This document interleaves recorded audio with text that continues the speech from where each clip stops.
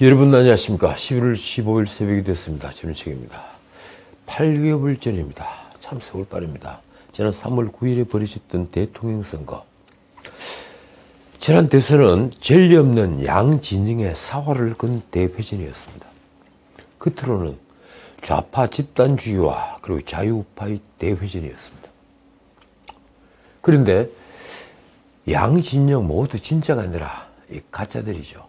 스스로를 진보 세력이라고 믿는 사이비 유사 좌파들, 그리고 입신양명만 쫓는 사이비 우파들이 이 좌우의 싸움을 주도했습니다. 그렇지 않습니까? 가슴에 손을 얹고 생각해 보면 다들 알 겁니다. 가짜 좌파들, 가짜 우파들의 대회전. 말만 평등을 내세웠지 이 우리 좌파들, 가짜들입니다. 그래서 도덕성 때문에 무너졌습니다. 그들 모두 누구보다도 더 사익을 탐이기 때문입니다. 우파도 정체성이 바로 서지 않았기 때문에 집권 이후에 알량한 권력 다툼으로 가장 힘있는 6개월을 허비했습니다. 더욱이 양 진영의 골은 깊을 대로 깊었습니다. 그래서 0.73%포인트 이 박빙의 차이로 패배한 좌파 진영은 승리한 윤석열 정부의 사사건건 감정적으로 되었습니다. 이태원 헬로윈 참사가 일어나자 기다렸다는 듯이 정권 퇴진 구호를 내세운 게 바로 그것입니다. 윤석열 물러나라. 도대체 이태원 사고와 윤석열 퇴진을 어떻게 연결을 시키는 겁니까? 그러다 어제는 눈을 의심케 하는 뉴스가 나왔습니다. 대한성공회 원주 나눔의 집 신부더군요. 김규돈 신부가 뉴스의 주인공입니다. 김규돈은 윤석열 대통령이 타고 있는 전용기가 추락하길 바란다는 취지의 글을 페이스북에 올렸다가 삭제했습니다. 놀라운 일입니다. 명색이 신부가 말입니다. 윤 대통령은 13일 캄보디아 프놈펜에서 열린 동아시아 정상회의에서 러시아의 우크라이나 침공을 국제법 위반이라고 했습니다. 그리고 중국의 남중국해 영유권 주장과 관련해서 긴장을 고조하는 행위는 자제해야 한다고 발언했습니다. 문재인 정권 같았으면 좀처럼 할 수 없는 말들이죠. 특히 중국의 시비 거는 말은 전혀 할 수가 없을 겁니다. 그런데 윤석열 대통령은 했습니다. 김규도는 윤 대통령의 이런 발언을 두고 14일 페이스북에 어휴 암담하기만 하다 이렇게 썼습니다. 전용기가 추락하길 바라마지 않는다. 온 국민이 추락을 위한 염원을 모았으면 좋겠다. 인터넷 강국에 사는 우리가 일시정해서 동시에 양심을 모으면 하늘의 별자리도 움직이지 않을까. 이분은 신부로서 기본이 안 돼 있는 분 같습니다. 어떻게 동시에 사람들이 양심을 끌어모아서 하늘의 별자리를 움직여 세상을 한번 바꿔보자 이런 생각을 할 수 있습니까? 이런 자가 성직자인가요? 저주의 주술을 하는 자가 신부라는 탈을 쓰고 있는 것입니다. 김규도는 자신의 글이 논란이 되자 이렇게 변명했습니다. 페이스북에 나만 보기라는 좋은 장치를 발견하고 요 근래 일기장처럼 글을 쓰기 시작했다. 가끔은 일기처럼 쓴 글이 전체 글로 되어 있다. 그러니까 자신의 일기처럼 남을 저주하는 글을 쓴 것인데 그게 그만 공개됐다는 취지입니다. 그래서 그가 사과하는 것도 사용 미숙에 관한 것입니다. 저희 사용 미숙임을 알게 된다. 마음의 상처를 입으신 분들께 진심으로 사과드린다. 그러니까 자신이 그런 말을 한 데에 대해 반성을 하는 것이 아니라 그 글이 어쩌다가 실수로 공개가 된 데 대해 지금 사과를 하는 겁니다. 언론 보도를 보면 김규도는 2017년, 그러니까 지금부터 5년 전이죠. 적폐청산과 인권 회복을 위한 양심수 전원 석방이라는 시국선언에 참여했었던 인물입니다. 그가 말하는 양심수는 누굴까요? 당시 이 선언을 주도했던 이른바 양심수 석방추진위원회는 이석기와 그리고 한상균, 이 민노총 위원장이죠. 이 한상균을 제외하고는 이른바 양심수라는 19명 명단을 공개하지 않았습니다. 자, 그런데 천주교 신부도, 이 방금 그분은 성공회 신부입니다. 천주교 신부도 윤 대통령 부부가 전용기에서 추락하기를 기도한다는 내용의 포스트를 페이스북에 올렸습니다. 이건 더 놀라운 겁니다. 전용기에서 두 부부가 추락을 해라. 이거 뭐 하는 소리들입니까? 천주교 대전교구 신부 박주환은 11월 12일 출입문이 열린 대통령 전용기에서 윤석열 대통령 부부가 추락하는 합성사진을, 아마 그 합성사진을 누가 만들었는지 모르겠습니다만 그 추락하는 장면의 합성사진을 기도 2라는 제목으로 포스팅했습니다.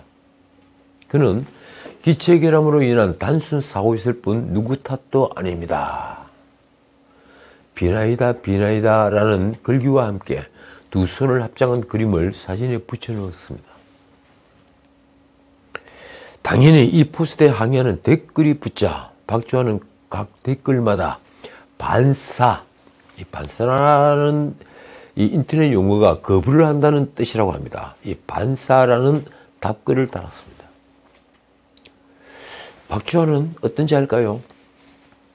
그는 천주교 대전교구 정의평화위원회 소속으로 건양대 병원 천주교 원목실 사목전담 신부입니다. 이 신부 스품을 어떻게 받았습니까? 이런 정도의 사고를 하고 있는 분을 신부라고 하는 겁니까?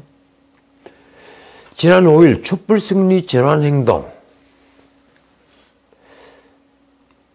이 전환행동이라는 단체가 서울시청 앞에서 개최를 했던 이태원 참사 추모 시민 촛불 집회에서 박주환은 윤석열 정부와 국민의힘은 그 존재 이유를 이미 상실했다며 윤 대통령 퇴진을 요구했습니다.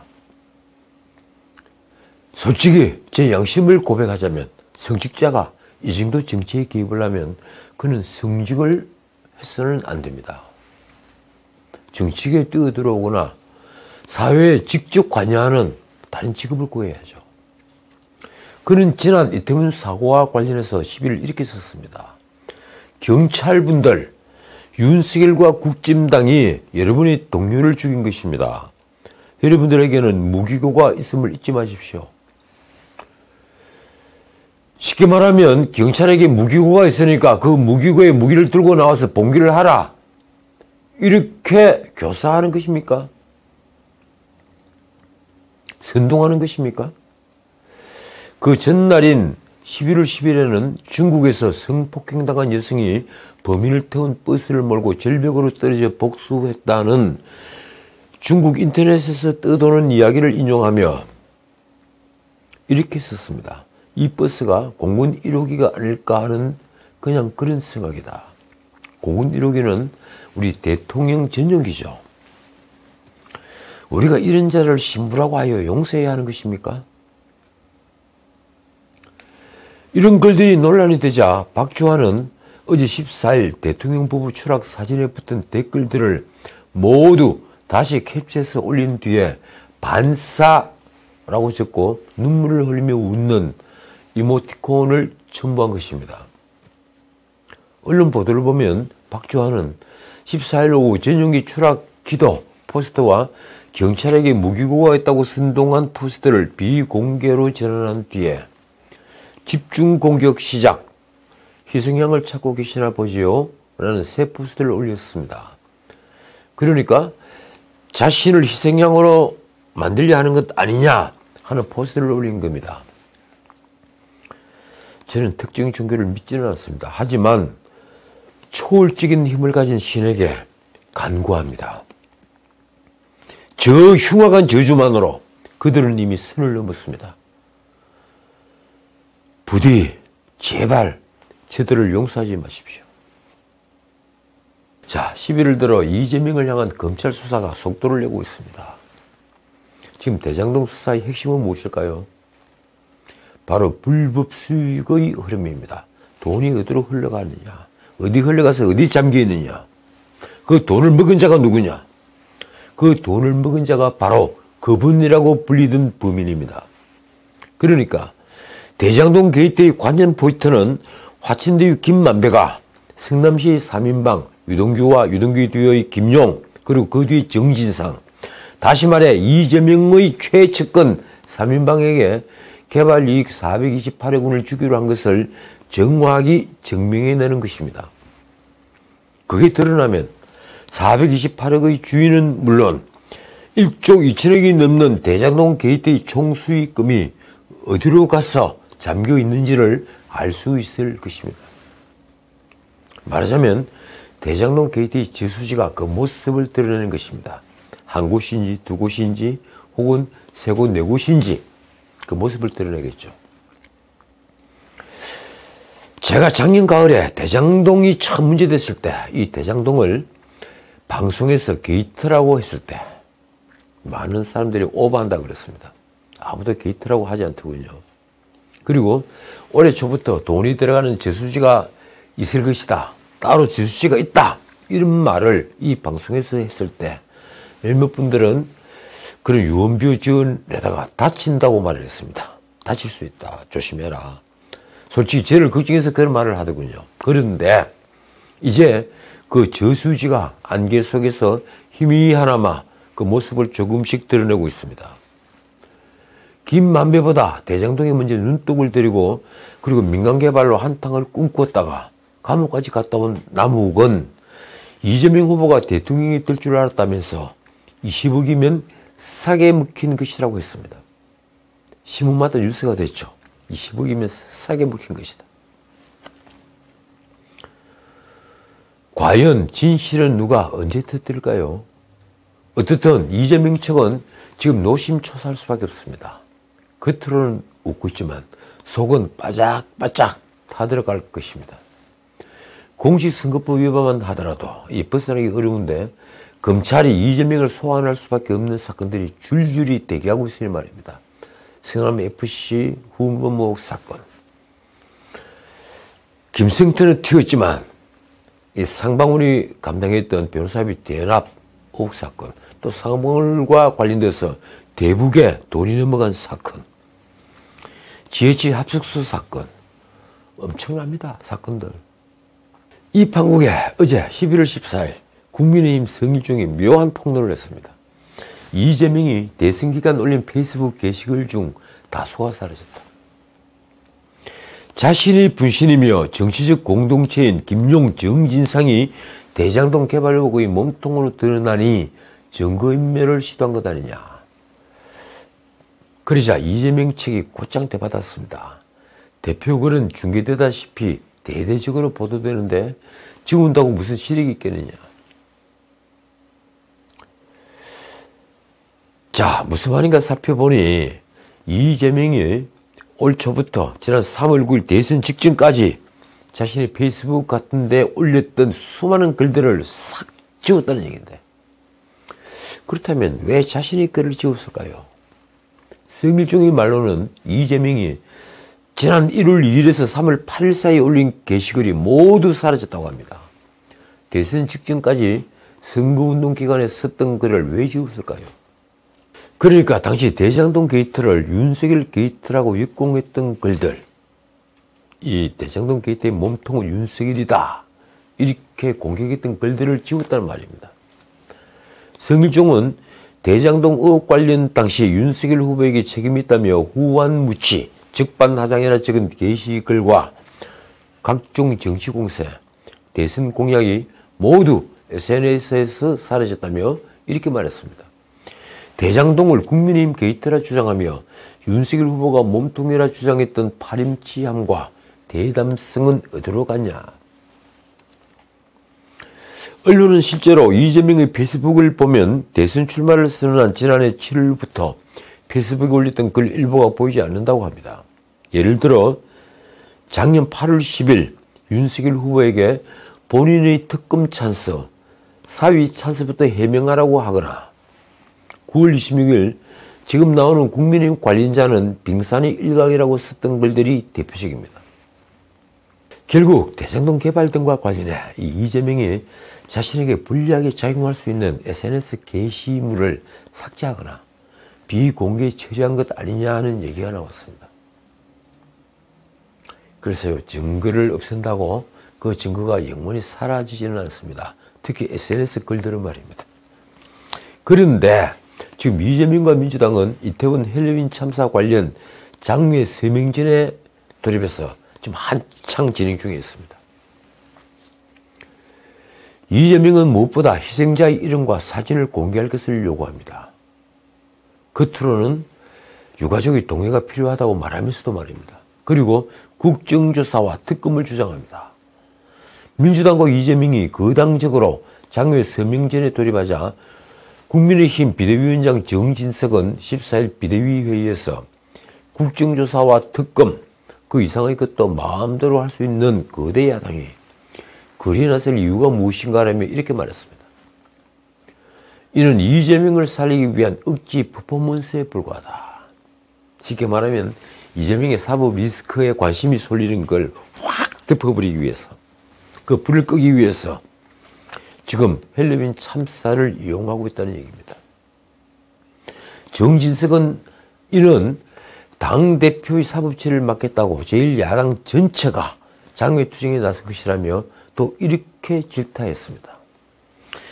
민주당의 역대 큰 지도자들 가운데 이 감옥에 안 가겠다고 당 전체를 자신과 꽁꽁 묶어서 버틴 사람이 누가 있냐. 그는 한민당에서 시작한 민주당의 유구한 역사에서 이 처음 보는 황당한 광경이라며 민주당이 이렇게 물었습니다. 이재명과 함께 자멸할 것인가? 이 국민 정당의 길을 갈 것인가? 이제 민주당이 양자택일해야 한다. 그렇습니다. 지금 민주당은 이재명 1인 정당처럼 되어 있습니다. 아니 1인 정당으로 되어 있습니다. 당의 의사는 이재명에 의해 결정되는 것 같습니다. 그런데 이재명을 둘러싼 여러 의혹들에 대해서 민주당은 어떻게 하려는 걸까요? 이재명은 결코 취해부권자가 아닙니다. 그러니 그를 둘러싼 여러 의혹들, 그 대부분이 또 파렴치한 범죄들입니다. 그 의혹들, 이미 기소된 공직선거법 위반 2건은 물론 성남FC 후원금 사건, 변호사비 대납 의혹 사건, 그리고 대장동, 백현동의 배임 사건 등 외에도 만에 하나 대장동의 저수지에 이재명이 발을 담근 흔적이 나온다면 그때 민주당은 어떻게 해야 할까요? 솔직히 말해 이 김용의 공소장이나 이 정진상의 압수수색 영장에 검찰이 아무런 근거 없이 이재명의 이름을 수십 차례씩 적어놓았겠습니까? 그건 이미 공범을 넘어 모든 범죄는 이재명을 향하고 있다는 얘기입니다.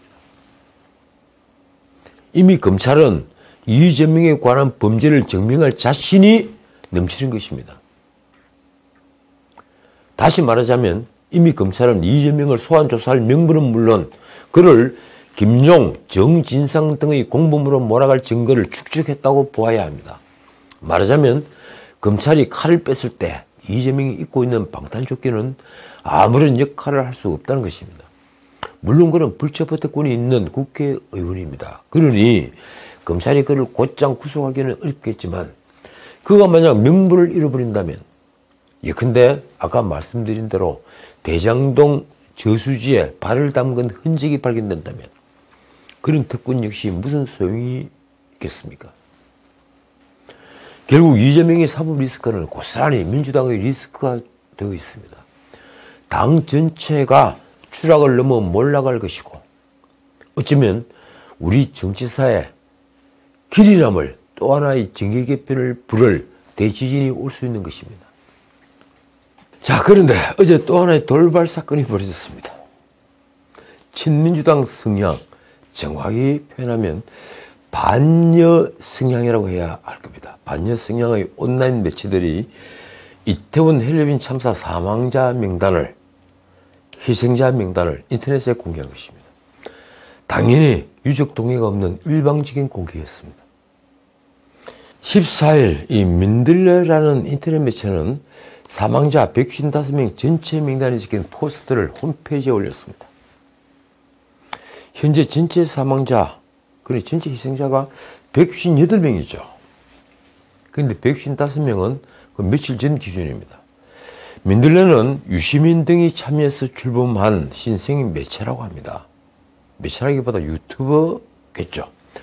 또 하나 명단을 공개한 더 탐사는 윤 대통령과 한동훈 장관이 갔다는 청담동 술자리 의혹을 제기한 곳입니다. 이 더 탐사는 과거 줄리라는 의혹도 제기했죠. 그러니까 매체 이름이 한두 번 바뀐 걸로 알고 있습니다. 어쨌든 희생자 명단은 가나다 순으로 나열을 했고 외국인 희생자 이름도 하단에 포함됐습니다. 민들레라는 단체는 이 더 탐사와의 협업으로 이태원 참사 희생자들 명단을 공개한다며 이렇게 주장했습니다. 희생자들을 익명의 그늘 속에 계속 묻히게 함으로써 파장을 축소하려 하는 것이야말로 오히려 재난의 정치화이자 정치공학이다. 아니 희생자를 그 명단을 공개하지 않으면 파장을 축소하게 되는 겁니까? 그 논리는 또 어디서 나온 얘기죠? 그들은 유족 동의를 구하지 않은 것에 대해서는 유가족 협의체가 구성되지 않아 이름만 공개하는 것이라도 유족들께 동의를 구하지 못한 점에 대해서는 깊이 양해를 구한다고 썼습니다. 명단 공개를 두고 이 원내대표 주호영은 유가족의 슬픔을 정치적으로 악용하는 폐륜 행위라고 단정했습니다.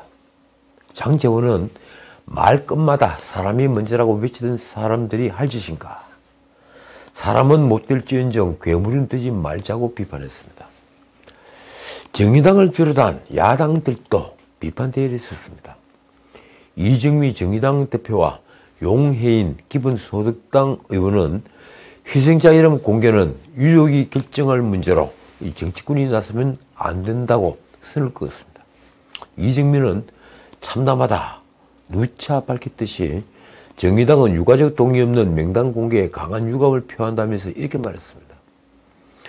희생자 명단 공개는 정치권이나 언론이 먼저 나설 게 아니라 유가족이 결정할 문제다. 공공을 위한 저널리즘 본령의 책임은 어디까지인지 생각해 볼 일이다. 그렇습니다. 설령 그 공개한 두 곳이 저널리즘이라고 하더라도 그 책임은 어디까지일까요? 사실 민주당 내 논란도 이미 있었습니다. 지난 7일 민주당 문진석이 모든 수단과 방법을 동원해서 희생자 명단과 사진, 프로필을 확보해야 한다는 내용의 휴대전화 문자 메시지를 발송하자 논란이 일었습니다. 그러자 그 다음 날 8일 오영환 원내대변인은 당 차원의 논의가 전혀 이루어진 바가 없다고 일축하면서 이렇게 상황을 정리했습니다. 만에 하나 그런 제안을 누군가 했다면 부적절한 의견으로 그런 의견을 당내에서 논의할 상상 자체가 불가능한 사안이다. 그러자 이재명이 다시 불을 지폈습니다. 9일 최고위원회의에서 이재명이 한 말이 이렇습니다. 유족들이 반대하지 않는 한 이름과 영정을 공개하고 진지한 애도가 있어야 한다. 이게 참 묘한 말입니다. 유족들이 동의하지 않으면 공개할 수 없다. 이 표현이 아니라 반대하지 않는 한 이름과 영정을 공개해야 한다. 이 말입니다. 이재명은 왜 이름과 사진 공개를 요구한 걸까요? 많은 관전자들은 이재명이 사법 리스크를 돌파할 요량으로 헬로윈 참사를 세월호 사건처럼 확대시키려 한다는 의심의 눈으로 바라보았습니다. 저 역시 그렇습니다. 어쨌든 이 민들레라는 반정권 이 운동가들이 명단을 공개했습니다. 국민의힘 원내대표 주호영은 유가족 대부분이 공개를 원하지 않는 상황에서 누가 함부로 공개했는지 여러 법률적인 문제가 있을 것이라며 이렇게 말했습니다. 어떻게든 유가족들을 모아 정치적 도모를 하려고 하는 사람들이 아닌가라는 시각을 갖고 있다. 주호영이 그 뒤에 덧붙인 말은 의미심장합니다. 민주화 운동 유공자 명단도 공개되지 않고 있다.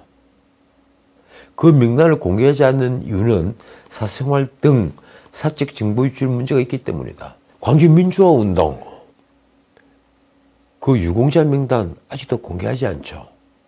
한쪽에서는 그 명단들 검증을 해야 한다고들 하고, 또 한쪽에서는 이 사생활 때문에 사적 정보를 함부로 공개해서는 안 된다고 얘기를 합니다. 지금 주호영은 그 얘기를 하는 겁니다. 그런데 하물며 이 이태원 헬로윈 참사 희생자 그 사생활과 다 연관되어 있는데 어떻게 그 명단을 공개하느냐. 그건 안 된다는 겁니다. 어쨌든 희생자를 애도한다는 명분으로 반여 성향의 인사들과 야당 일부가 헬로윈 참사의 명단을 공개해 비극적 참사는 결국 정쟁의 도구가 되었습니다. 유시민의 민들레가 14일 인터넷 홈페이지에 붙인 포스트의 제목처럼 그들의 명단 공개는 과연 순수할까요? 이태원 희생자, 당신들의 이름을 이제야 부릅니다. 참 감성적 표현입니다. 과연 그들은 자신의 사생활이 이처럼 공공연하게 드러나 사후에도 버젓이 공개되는 것을 원했을까요? 앞서 이재명이 최고위원회의에서 한 말이 이렇습니다. 세상에 어떤 참사에서 이름도 얼굴도 없는 곳에 온 국민이 번영하고 애도를 하느냐. 이재명은 마치 그 명단과 영정을 정부와 정권이 숨기려 한다는 것처럼 말했습니다.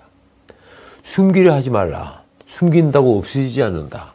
진실은 침몰하지 않는다는 얘기를 다시 촛불 들고 해야 하나. 자, 묻겠습니다. 도대체 침몰하는 진실은 무엇이란 말입니까? 무슨 진실이 지금 침몰하고 있습니까? 정권 차원에서 헬로윈 참사에 대해 숨겨야 할 엄청난 비밀이라도 있다는 말입니까? 국민의힘 김기현은 희생자 넋을 위로하고 유가족 눈물을 닦아주며 재발방지 제도 개선에 나서도 모자랄 판이라며 이렇게 민주당과 이재명을 힐난했습니다. 이 대표와 민주당은 자신들의 잘못을 성찰하기는커녕 기승전 정부 탓을 하는 모습이 내로남불의 진영이다. 한동훈 법무부 장관도 어제 14일 희생자 명단이 공개되자 이날 국회 예결위에서 조수진 의원의 질문에 답변 형식으로 한마디 했습니다. 일방적인 명단 공개가 유가족에게 기쁜 상처가 되지 않겠느냐.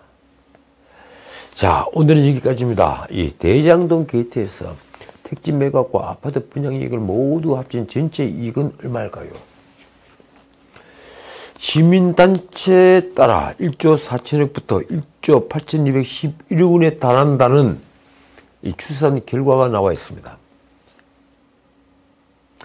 어떻든 정확한 총사업비와 수익이 여전히 공개되지 않고 있지만 분양 과정에서 민간 개발로 분양가 상한제를 지용하지 않은 것도 그 일당에게는 신의 한 수였습니다.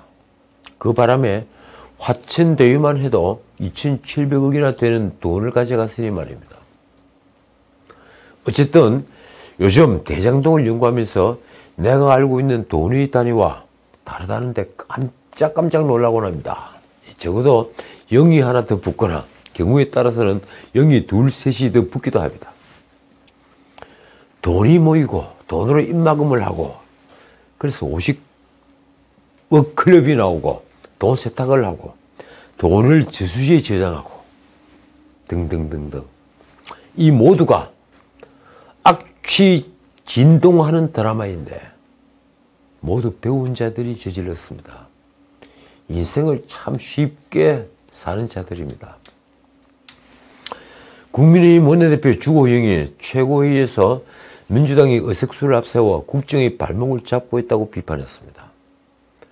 국민의힘으로 정권이 교체되고 새 정부가 출범했지만 민주당의 사실상 대선 불복으로 한 발자국도 나가지 못하고 있다며 그가 한 말이 이렇습니다.